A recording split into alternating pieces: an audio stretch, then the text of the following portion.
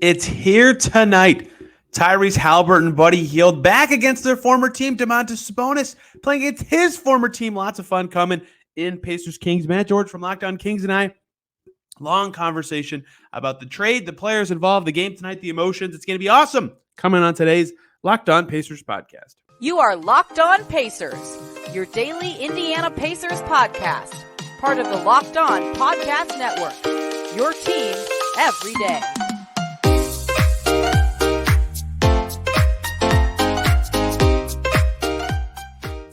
Locked On crossover time before a huge game. Pacers Kings tonight. Pacers coming off of a huge high against the Lakers. The Kings have slipped a little, but still are awesome this year. Both teams wildly exceeding expectations. And yet that has nothing to do with why this game has so much buzz around it. It's because Tyrese Haliburton and Buddy Hield back in the Golden One Center. Domantas Sabonis playing against his former team for the first time. Matt George from Locked On Kings, Tony East from Locked On Pacers here to talk all things about that game. Matt, how amped are you? Because I just saw the Golden One Center for the first time, and it looks ready for a fun one. Well, I'll tell you this. This is one of the most emotional matchups in the NBA that nobody outside of Indiana or Sacramento really truly understands. I mean, a lot of people have weighed in on this trade, and it's typically sided more towards Indiana and less towards the Sacramento Kings. How could you trade Tyrese Haliburton? What are the Kings doing? They're insane. Even JJ Redick had Tyrese Haliburton on his podcast, and the result was the same thing from that conversation. The reality is both teams have significantly improved from this trade. The Indiana Pacers are off to a really good start. The Sacramento Kings, even though they're on a 3-game skid, they're one game over 500, nearly 20 games into the season. So both teams are in really good spots, and I think it's fitting now to see the two butt heads clash against each other. And while this game doesn't necessarily decide who wins the trade, I call it a really good progress report. Yeah, the Kings are 10-9 and have the third-ranked offense, and the Kings haven't been over 500 after 19 games. They had a big winning streak earlier this season. Sabonis and Fox look fantastic together. Fox specifically looks terrific this season. I mean, I'll let you speak to all this, but it's hard to call that a loss for a team that hasn't made the franchise since I was 9, 8. I can't remember. And that's not a shot at the Kings. It's just their goals are different than other teams' goals. And I think that is the part of this trade that gets lost every single time someone talks about it. Do you agree with that? Absolutely. Like the Sacramento Kings are in a win now window, which seems silly for a team that has not made the playoffs in 16 seasons, but that's exactly why it's a win now scenario. This team is tired of losing. This team is trying to capitalize right now. Jobs are on the line right now, even with a first-year head coach. And even though Mike Brown came in knowing that this team had some growing pains, that it was going to be a process to improve defensively, like Mike Brown is here to bring what he's learned about winning basketball from the Golden State Warriors and establish that here in Sacramento. And to this point, he has done that. The Sacramento Kings made a move to maximize what they had on their roster with the Tyrese Haliburton trade, and that was giving De'Aaron Fox something that he has not had at any point during his career, which is a solid supporting cast. Even with Tyrese Haliburton here, and people will misunderstand, there is not a disconnect between Fox and Haliburton. The two are very good friends. That was not the issue. The two did not or struggled to coexist on the floor together because they're so ball dominant, and rightfully so. I mean, 2 point guards can work in certain systems. In Sacramento, it was not working. Now, I know the Kings were also keeping an eye on what Fox's value was like, but people have to understand it wasn't just the Kings trading Tyrese Haliburton for the sake of picking De'Aaron Fox over Tyrese. Tyrese's value is higher, not because he's better than De'Aaron Fox, but because of his contract situation and him having such a high upside. So people have all these disconnects. People have all these misnomers and these ideas about this trade that just aren't accurate. The Kings made a move to give De'Aaron Fox a big man to play with that he has never had at any point during his career, and De'Aaron has responded to that. And unfortunately, in order to get talent like Domantas Sabonis, you have to give up talent. Tyrese Haliburton was a very difficult decision for Monte McNair to move on from. That was Monty's first ever draft pick as a general manager in the NBA. So it's a move certainly with risk, and the risk hasn't played out. Domantas Sabonis hasn't re-signed with the Kings yet. So still the judgment of this trade is up in the air. But as of right now, the Sacramento Kings have clearly benefited from this move, and they do not regret giving up Tyrese Haliburton, and certainly don't regret giving up Buddy Hield. Yeah, it's hard for me to argue with any of that, and especially because Buddy was 1 foot out the door for a while at the end of that Sacramento tenure, especially because he got 2 seconds from being traded to the Lakers the summer before it actually happened, right? So Haliburton, of course, being the headliner, having a nice season for the Pacers. But I want to ask you about Sabonis from the Pacers side. Obviously, I've seen him play 95% of his career games, even some with the Kings, but he's surging recently. We talked about this on Locked On NBA. You said, that he's not fouling out as much. That's really helped him be on the court more, put up better stats. But even looking at his numbers, like he's shooting less often per game, yet he's at his most efficient from the field. He's still rebounding like crazy. His assists are at a career best number, or at least right at it. I think per minute it is a career best number. Like, what's gotten into him? Why is he all of a sudden so much more effective and being a leader for this Kings team? Well, I think it's because the Sacramento Kings have surrounded both De'Aaron Fox and Domantas Sabonis with willing shooters, willing scorers, and willing passers at the same time. Now, make no mistake about it, De'Aaron Fox is still the star of this team. Like, there was maybe a little bit of a question of when the Kings traded Domantas Sabonis, or rather traded for Sabonis. Okay, it's a 2-time All-Star coming in. This guy has better credentials. He's made the playoffs. He's done more than De'Aaron Fox in his career. So you could argue, is Domantas Sabonis the better player? Is this Sabonis' team now? I think it was a silly argument, a silly conversation to have. But Domantas Sabonis is arguably the most important player on the Sacramento Kings. And Sabonis does something that no other player other than 2-time MVP Nikola Jokic does in the league, which is rebound at an extremely high rate, but he is an incredibly good and willing passer. So much so that the entire offensive system that, like you said, is third in the NBA, runs strictly through Sabonis. He has a great 2-man game with almost everybody on the roster. He shows it off on different nights. Last night or the other night in the Kings lost to the Phoenix Suns, he had a great 2-man game with Malik Monk. Of course, he and De'Aaron Fox have connected. He and Kevin Huerter have looked like they played with each other for 15 years. Like, Domantas fits with so many players and gets opportunities for so many players, and they respond by, one, they're actually hitting shots for him, thank goodness, to get those assist numbers up. But two, they're willing to give the ball back to him. Now, at times, Tony, I actually want Domantas Sabonis to be a little more selfish. Like on this past game, he went 8 of 10 from the field. You love him shooting 80%. It's like, shoot more, especially if on a night that De'Aaron Fox is struggling. And Fox has been struggling a little bit during this 3-game slide that the Sacramento Kings are on. But I can't really tell you specifically what Mike Brown and the Kings have done to cause this resurgence, or I guess could be a word of Domantas Sabonis' career. All I can say is that Sabonis is the foundation of what the Sacramento Kings are doing, and they've put him in a position to excel. And while he hasn't been phenomenal, I would say he's naturally gifted and naturally fits what the Kings are trying to do. Yeah, 8 of 10 against the Suns reminds me of one of my favorite things I would talk about with Sabonis a lot, and that's when he plays against young bigs. I don't know if there's an age cutoff, but there's an age of bigs in the NBA and lower that they grew up and didn't have to practice post defense because of how basketball is played now. So they go against Sabonis, they just don't know what to do. And Ayton is a good player. He's probably the best one of the guys in that class who is good, but is like not good at defending post-ups at all. And a lot of these young bigs keep coming in the league and have no idea. And Sabonis has games like that. I absolutely love those. And oddly, it's not necessarily post offense. Like, I'd like to see a little more post offense from Domantas Sabonis at times, because he scores mainly in pick and roll. And that's what he was doing with his 2-man game with Malik Monk. Malik was either dropping off the ball. Domantas had like 3 or 4 monster dunks the other night. And it's like, okay, we know that's part of his game, but sometimes I wish the Kings would like get a clear out, get a mismatch, and let Domantas Sabonis work on the block a little bit. I know the NBA has gone away from that, but he can get you 4 to 6 points a night just in those possessions alone. So I was walking by Golden One today, and their promo for the game of Pacers Kings has Sabonis on the graphic. You'll never guess who the Pacers player is. It was Miles Turner. Whoa. Which is, not Haliburton, but very fitting for me to see that after years and years and years of hearing about what that would be like if they ever split that pair up, and they have. But to close out this Kings portion of the trade segment, do you think Sabonis will take this game up a notch? Like, will it mean something more to him going against Turner, going against his former team, or is it just going to be, nope, Pacers on the schedule, let's do it? I don't think one can ever say it's just Pacers on the schedule, just another game. But I genuinely believe that Sabonis' number one goal is to win. I think that's all he cares about. I think that's all the Sacramento Kings care about at this point. And at this point, the Indiana Pacers are in the way. I think if we're talking about the most emotional charge in this game, it's for Tyrese Haliburton. And rightfully so. He's returning to Sacramento.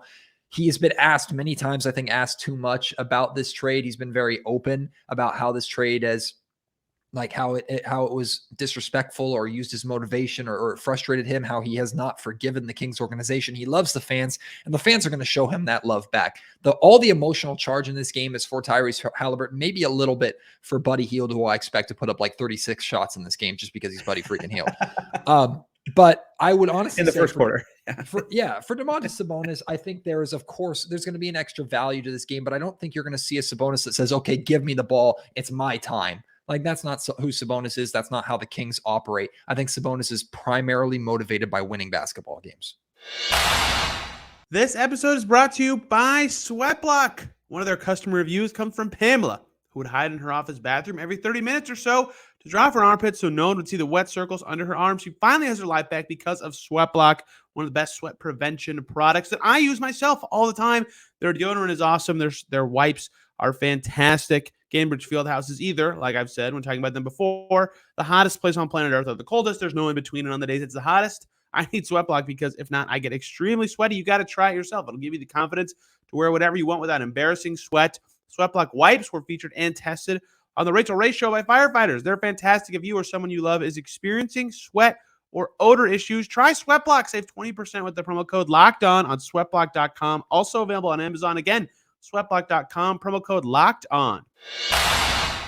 I agree with that. That's always how he's been. And now we got to flip to the Pacers side. Matt, what do you want to think about on the Pacers side of the trade? We'll get to the specifics of this game later. But from the Haliburton side, the Hield side, what stands out to you about the way the Pacers have played with those two guys? Well, the first question I have actually doesn't really involve the Indiana Pacers team and more has to involve the fan base, because this game has a major emotional charge for Kings fans. Like, Tyrese could run for mayor in Sacramento and win by a landslide. Like, he's such a popular figure here. He's such a likable guy. And I know you've experienced this now, Tony, in covering him and working with him. When you ask Tyrese Haliburton a question, you get genuine interest from him. He listens to you. He talks to you. And he's very open with the things that he has to say. Tyrese is an extremely likable young man. He's also very bright.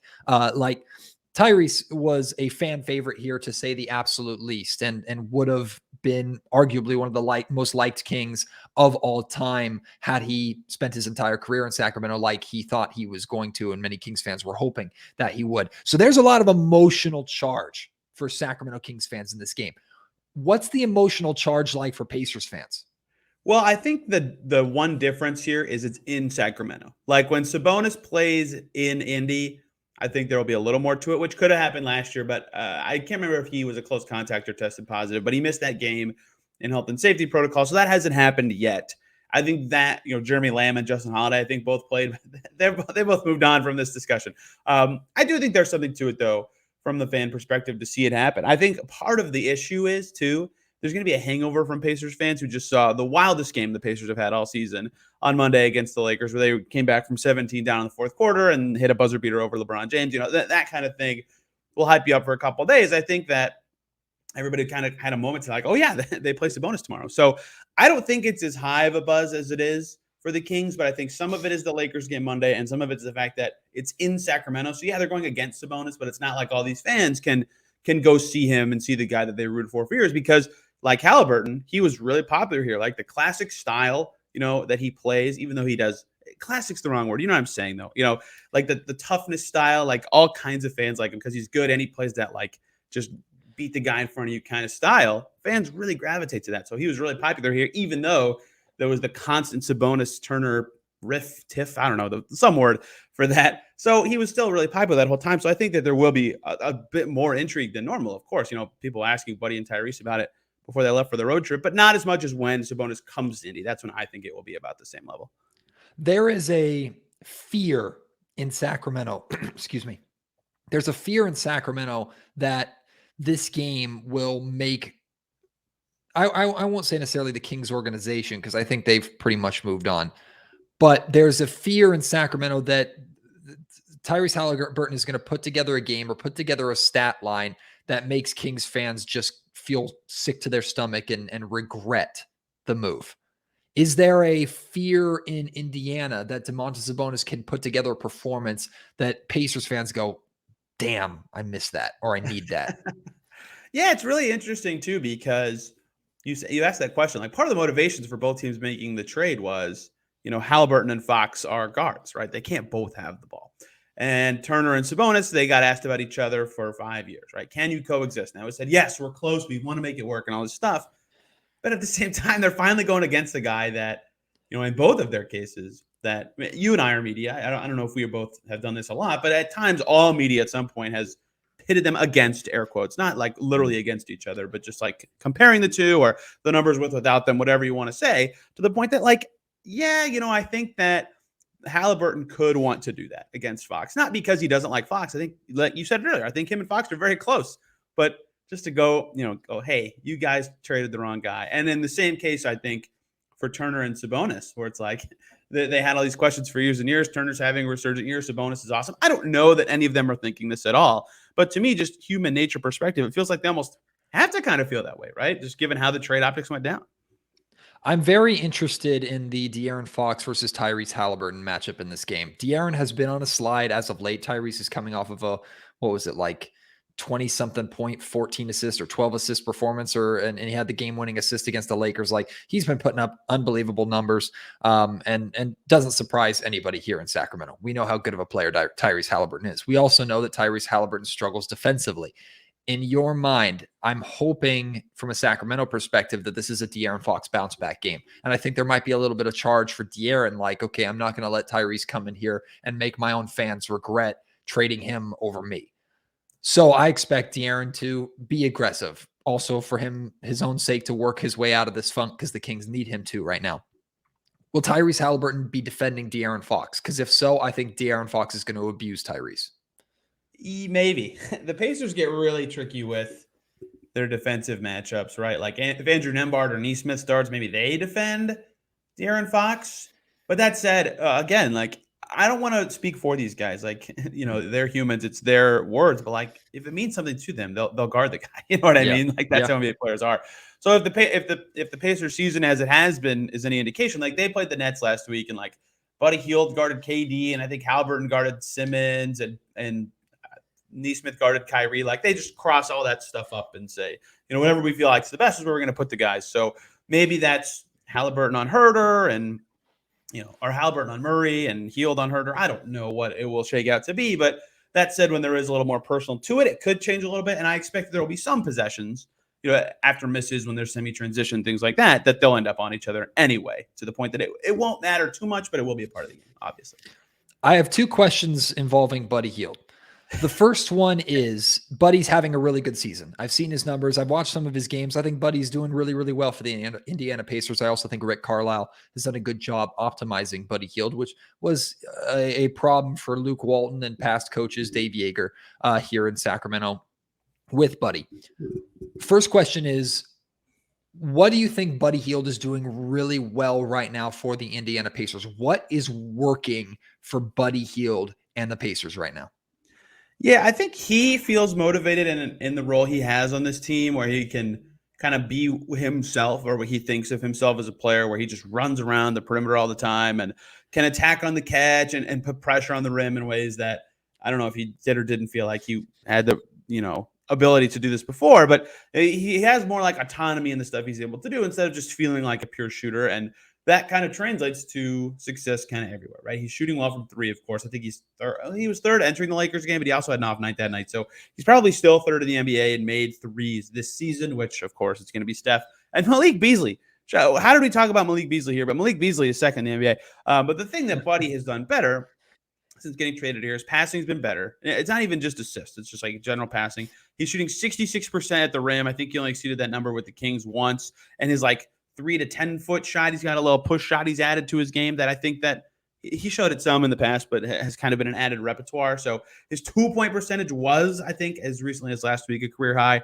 Right now, yeah, it still is. Okay, so that's another, he's just doing better finishing inside the arc, and that's kind of where his resurgence has come. And he's a little better on defense, I guess. I think he's just more engaged. I don't want to say that he's added skill on that end, so they can put him on Kevin Durant. And I talk about that game a lot, which is funny because through 3 quarters, Kevin Durant had 16 points, and then Kevin Durant scored 20 in the fourth quarter. So for 3 quarters, that looks great. And for the last one, it didn't. So I think he's just a more engaged defender, but still kind of the same level. So there's a lot of little things that he's doing a little bit better, but in general, it's just I think he feels like he's in the right role for himself, and he can play within his own skill set very well. The other question I have about Buddy Hield, and this is more of a curiosity question. If anything, what does Buddy Hield do that drives you or drives Pacers fans crazy or makes you scratch your head? Is there anything that Buddy does that you're just like, damn it, Buddy? Because there were a lot of things here in Sacramento. So I'm curious if they're the same. Honestly, if they exist. Well, this team is, I don't know, not really. It would be pretty easy for me to go, oh, he forces too many shots, or so the thing he does a lot is he loses his guy in team defense situations, right? I think that happened with the Kings a lot too.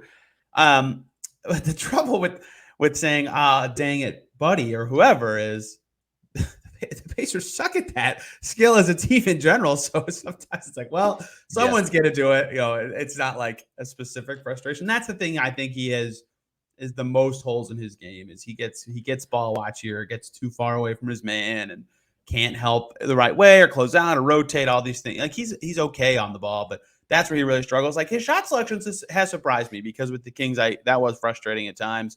He has the thing, I guess this is, if you were a fan, you'd consider this frustrating. I don't really care about this, but Buddy Hield could be 0 for 8 and he's going to think the next one's going in, right? So he's just going to keep shooting. I think some people could find that frustrating. I find that endearing in a player. And there's some players that they could make 100 in a row, and I would think their next one's still not going to go in. Buddy Hield's the opposite, where he could miss 1,000,000 in a row, and I'm like, oh, he might make the next one. So it's not a problem. It's just he shoots no matter how he's feeling in a game, and I think that's endearing, but can be a negative. This episode is brought to you by ExpressVPN. You know how ExpressVPN protects your privacy and security online, right? But there's something you might not know. You can also use ExpressVPN to unlock movies and shows that are only available in other countries. Maybe you've run out of stuff to watch on Netflix. This will change your world.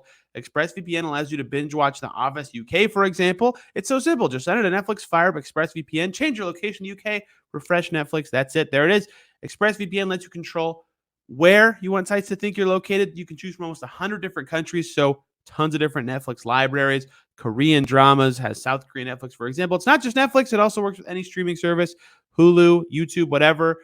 There are hundreds of VPNs out there, but the reason ExpressVPN is the best, you can watch shows because it's ridiculously fast. There's no buffering or lag. You can stream in HD, no problem. And it also works on all your phone devices, media console, smart TVs, you name it, they got it. So if you want to get access to hundreds of new shows, go to expressvpn.com/lockedon right now. You can get extra 3 months of ExpressVPN for free. That's expressvpn.com/lockedon, expressvpn.com/lockedon. Well, the last thing I have for you, Tony, is another aspect of this game that I think is important that nobody's really talking about because of the Haliburton, Hield, Sabonis, Turner, all of those storylines. Keegan Murray versus Benedict Mathurin. Now, they play different positions, but I think they're the two most comparable rookies based off of situation. I think it's really difficult, at least from the Kings' perspective. It's very difficult to compare Keegan Murray to like Paolo Banchero, because Paolo gets all the opportunity he wants on a team that's not very good in the Orlando Magic. And Paolo can just go out there and put up ridiculous numbers and is a shoo-in for Rookie of the Year, in my opinion. Kind of could say the same thing about Jaden Ivey with the Detroit Pistons. Benedict Mathurin has been playing really, really well, is ahead of Keegan Murray, I think, in the Rookie of the Year voting right now, or Rookie of the Year odds, and I think that's the way it should be. But Benedict Mathurin is also contributing to a team that is winning right now. Now, the Kings have more of a win expectation, I think, than the Indiana Pacers do, and I don't think that's far-fetched to say, or at least coming into the season. Maybe expectations have changed a little bit with how the Pacers have gotten off to this strong start. But I'm very intrigued because Keegan Murray's been struggling. November has not been a kind month to Keegan after a really, really solid October. I'm very intrigued. They're not going to play necessarily one-on-one against each other, but we saw Murray versus Mathurin in the Summer League in Las Vegas. Again, they didn't really play against each other, so it wasn't really a charged matchup like Murray and Banchero, or Murray and I'm blanking on his name from OKC, Chet Holmgren. What do you think about what we could see out of the rookie-on-rookie battle in this game? Yeah, it's going to be fascinating, and I will open with Jaden Ivey because the Pacers played the Pistons in October. It's their first win of the season. They beat Detroit. Mathurin had 27. Someone asked him after the game, Benedict, was there something about going against someone picked above you that inspired you in this game? He's like, yeah, yes. Like I know the guys picked ahead of me. I want to do well against them. And I think all the classic draft stuff. But to say that after your third game, and to his credit, it was asked. Like, he was straight up asked. It's not like he's just like, I'm going to say this thing about Jaden Ivey. He was asked directly about the draft, but he knows. Like, I think he knows Keegan Murray was picked ahead of him, and that will mean something to him, even though because Murray starts and Mathurin doesn't. And like I said, the Pacers cross match like crazy. You never know who's going to be guarding who in this game.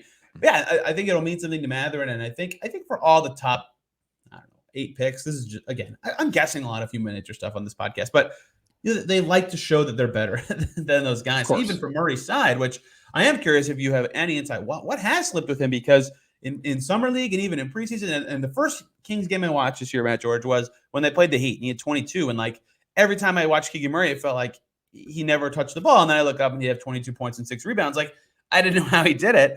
And then I look at his stats now, and he's really struggling. So one, I think that, yes, there will be – that's another storyline among 1,000 in this game. But two, what's getting into Murray? Like, can he bounce back in this game where there is the rookie battle going on? I think he's just in a slump, because what Keegan Murray's not doing is changing the way he plays. He's not forcing shots to try and work his way through it. He's still shooting in rhythm. He's still getting good looks. He had an 11-point game against the Phoenix Suns, and some of his decision-making, like he attacked the rim but didn't aggressively attack. He tried to avoid the contact, ended up getting blocked at the rim by DeAndre Ayton. Like, I think he needs to be a little more physical, and sometimes his decision-making is not the best. I think why he says he does not ever wane in confidence, I think his confidence has been rocked a little bit, and I think the speed of the NBA game has caught up to him a little bit. I also think there's a ton on his shoulders as a starter of a team with playoff expectations, and it's easy, I think, and feasible for a rookie to kind of get left behind and left in the dust a little bit. But a lot of it, I think, is just a shooting slump, because he's getting good looks. They're just not falling right now, when he could not miss a good look all summer and in preseason and in October. So I really think it's a slump that he's just working his way through. Hopefully we get to December and the Christmas spirit revitalizes him. Also, for those who don't know, he's dealing with some off the court issues, a pretty significant illness to his grandmother, who he's very close with.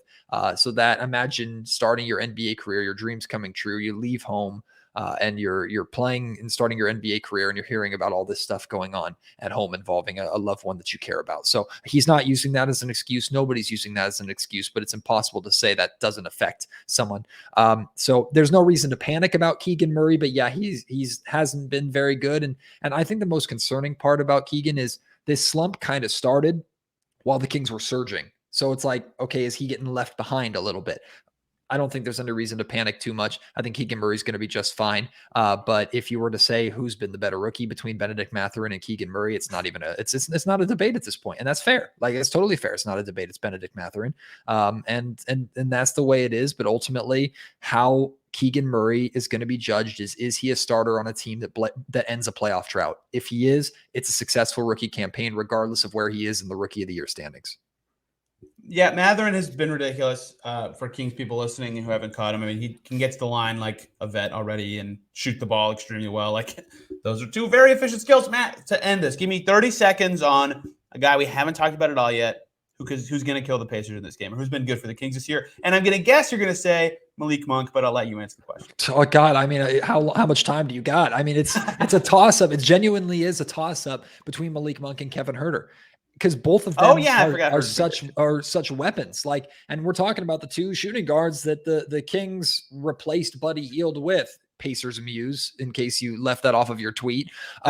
Like, the reality is both of those guys have been really, really good for the Kings. Malik Monk is that spark plug off the bench that can really get going. Kevin Huerter has been lights out shooting from 3-point range, although he has struggled during this 3-game losing streak for the Kings. The Kings have struggled shooting the basketball, period, during this 3-game losing streak. So that's something I expect them to try and correct. So either of those guys can really punish the Pacers. And what I was going to say, Tony, to wrap this up is, I think both fan bases can look at the other team and see the amount of weapons and go, oh God. Like, I think the Pacers have to worry about Sabonis. They have to worry about Fox, Huerter, Monk, even Keegan Murray to some extent. I think the Kings have to look at the Pacers and worry about Turner, worry about Haliburton, worry about Hield, worry about Mathurin. Like, there's so many weapons on either side. How dare you forget the hero Andrew Nembhard? That's, he should have been the guy that I led with. Regardless, like, these teams are so deep, and that's what makes them so fun. I think this game is a complete coin toss. I expect the Sacramento Kings to win, mostly because they need to win to end this slide, and they're on their home floor. But I think this game is a complete coin toss, and if it's not close at the end, we're all being robbed because we deserve a game that either goes to overtime or is decided by a couple points. Yeah, neutral site, I'd give this game a spread of 0. Like, they're close in talent. The supercharged emotions add to it. Like, it's going to be a game and a half, so the home court advantage, I think, is going to matter a little for the Kings in this one. But we'll see. You know, it could be one of those games where one of these guys who we just talked about for a long time gets a little out of it, forces it. You know, that can be tricky going against your old team for the first time. Matt, get us out of here.